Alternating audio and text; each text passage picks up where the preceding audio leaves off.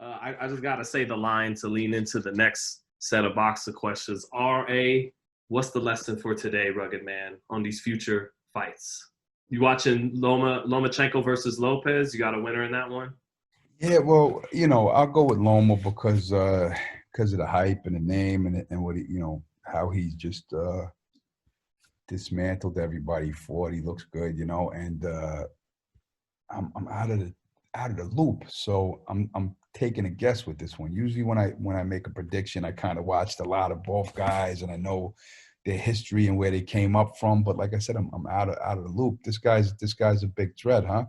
Yeah, oh yeah, very talented, man. He could punch, and he could. Some people are underestimating him, the Lopez kid, but he's not just a puncher. He's a great talent. He's got reflexes, and in terms of talent, he's the truth. But he's only went 12 rounds once. And he's a knockout artist, huh? Yeah. But well, we saw Loma get dropped by Jorge Linares. Oh shit! I'm out of fucking touch. Oh man. You probably watched the fight though. Yeah, I saw that. No, I didn't see it live though. I saw the replay on YouTube. Holy shit, I forgot. Well, do you think Loma's a great fighter from the chances you got to sit down and watch him? Oh, I think he's really an excellent technician, and the little dimensions he gives you and stuff like that. But I also, I'm not sure, and he beat some great opposition so far too, right. And made them all look like nothing. He beat some great opposition. But let's see what, he had 13 fights so far? 15, 14 and 1. It's 14 and 1. Yep. 15 fights, yeah. So I'm willing to see what this kid gives him, and see what he has in the future. Yeah. I hate talking some of the new fights without the education behind it, because most people try to play it off and fake it, like, oh yeah. I don't like to do that. So trust me, they do. Yeah. Even fighters I talk to, they'll ask me before the interview, wait, who is he? Okay, let's do it. So that's hilarious. Yeah, I see you having dinner with a lot of the fighters. You hang out with a lot of the fighters now. They're like your family, some of the professionals and champions. I forgot who you was. Which one? Terence Crawford. Yeah, you was with Terence Crawford, and what, when your baby was born, you was with Sean Porter. Like, you're just in the cut with all of those guys. What's that? Is that all in Vegas? Yeah. Yeah, I'm fortunate to be living here. I see you got the Canelo poster in the back. Are you mad at me for making that juiced up line? He's a great fighter. No, but he got mad at me in November because I asked him. I said, because Andre Ward was talking to me about, he's fighting Kovalev, but he's not fighting the Crusher like when I fought him when he was undefeated. So I asked Canelo about that. I said, you're moving up, fighting for a title, but is it a calculated risk? And then he said, well, I don't know if you even know shit about boxing or know the history of boxing. He's such a prima donna whine.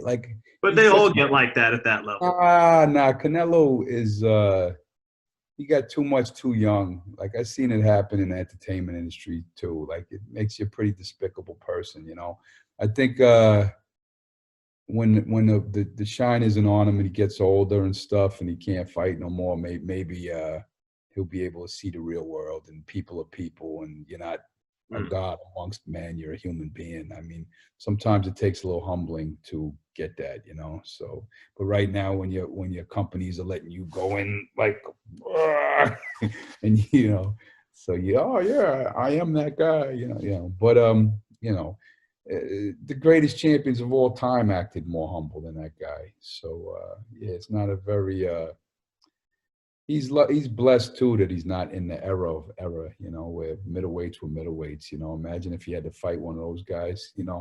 Imagine he had to fight one of those guys, Sugar Ray Leonard, even at 147, moving up to 160, would have boxed his head off.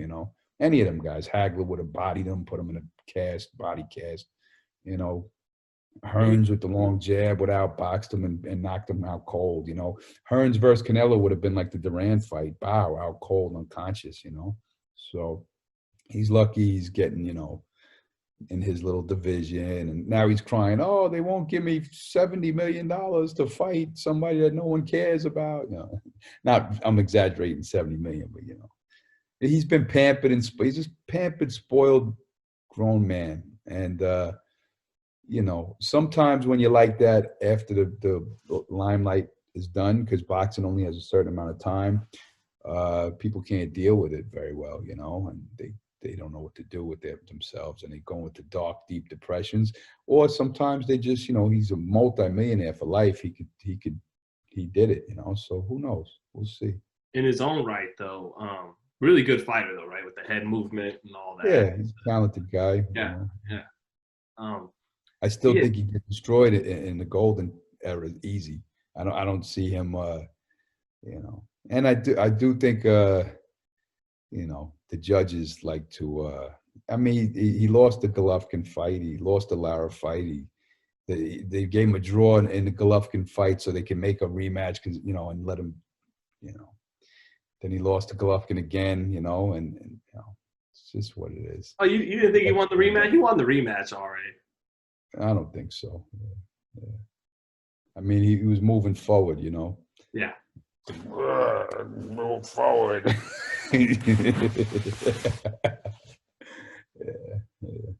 But yeah, I mean, you know, touching on Terence again, you see him as the best pound for pound when you watch it. I know when you do get a chance to watch the fights and the top guys. Yo, we all wanted to see Terence Crawford versus Errol Spence, and then Errol Spence had a damn car accident, and is he even? I suppose he's getting back in the ring, right? He's fighting Danny Garcia in Oh November. yeah, that's right. That's right. I heard about that. That's a good one, right? Well, you know, if Errol didn't get in a car accident and all of that stuff, you'd be like, oh, obviously Errol Spence, you know. But now, how's his health? How's his, you know, when's the last time he was in the ring? You know. A year ago against Sean Porter. Oh, that was before the accident, right? Yeah. Yeah. That was more than a year ago, right? No? It was September 28th, so we're almost a year out.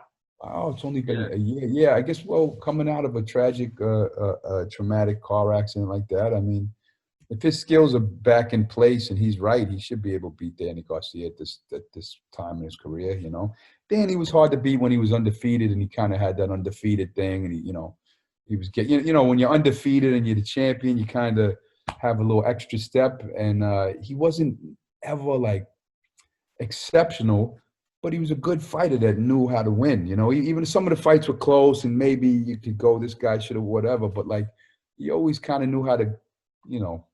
Danny wasn't as, you know, sometimes Danny people don't talk good about Danny, but I thought he was okay. I thought he was pretty good, you know, and he was a little good champion for the time. I liked the fight. I liked quite a few of his fights in that day. Yeah.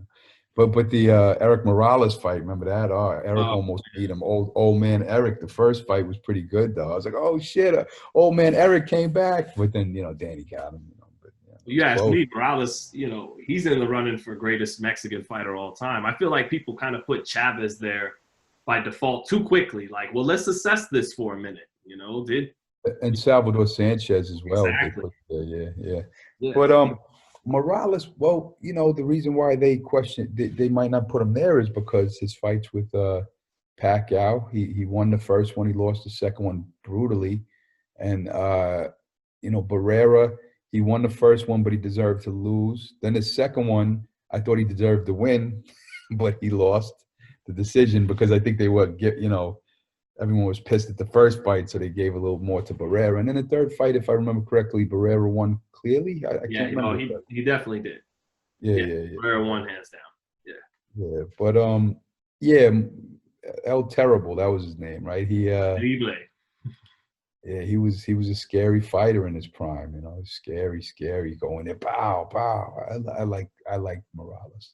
I like Barrera too, but I kind of almost like Morales a little more than Barrera, even though I like Barrera a lot, you know. So Oh, those are my guys, those two, man. So yeah, you know who showed up at the video shoot with Ice Scully was Junior Jones. He's always in, you know, he's in Brooklyn. He's a Brooklyn guy. He in the Mortal Technique video that's not out yet. He's throwing a little, you know, Junior's throwing a little punch combination. You know. Yeah, those are some good fights. Kennedy McKinley. Yeah. So he's on the what was that with Immortal Technique? The Who Do We Trust video coming out. Yeah, it's not out yet. Touches on a lot of stuff we were talking about earlier. Yeah. Yeah. And then, oh wait, I didn't get your pick on that. Do you think Crawford would have beat Spence? It would beat Spence if they fought, or you got Spence over Crawford? Well, I was leaning towards Terence Crawford in that fight, you know, and a lot of people were really hyped up on Errol, you know. So let's see how Errol looks against Danny. But I think problem with today is a lot of them don't get to fight each other. I don't know. Terence Crawford, I think he's a super talent. I think he is the best, you know, or one of the best, you know. But who's his biggest wins? Who were they so far? Victor Postal, Yuriorkis Gamboa. Yeah, that's the biggest win he got. Gamboa, wow. And Postal was a tough guy too, yeah. But yeah, so that sucks.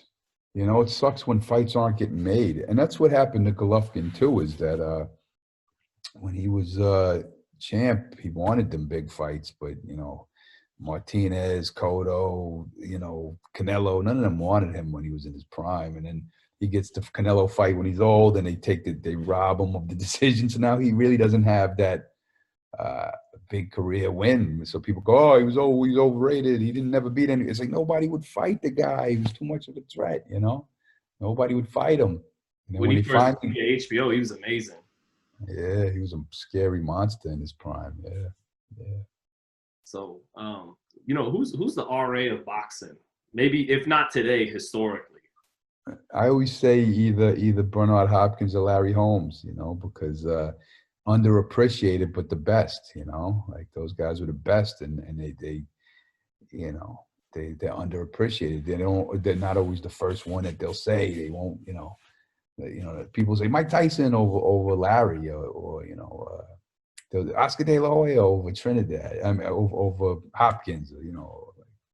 They'll name everybody but Hopkins. They didn't like him. He wasn't, you know, Hopkins wouldn't shut up. He had a mouth, and he'd say whatever he felt, and he was real with what he felt. And people don't like that. They don't like realness. They like that that Sugar Ray Leonard smile, or the, you know, Sugar Shane smile, you know, Joe Louis just behaving, you know, that's what they like. They didn't like the Jack Johnsons, the guys who said what they wanted to and didn't care what nobody thought about them. And that was Hopkins, and Larry Holmes was closer to those guys than the smiling guy, you know.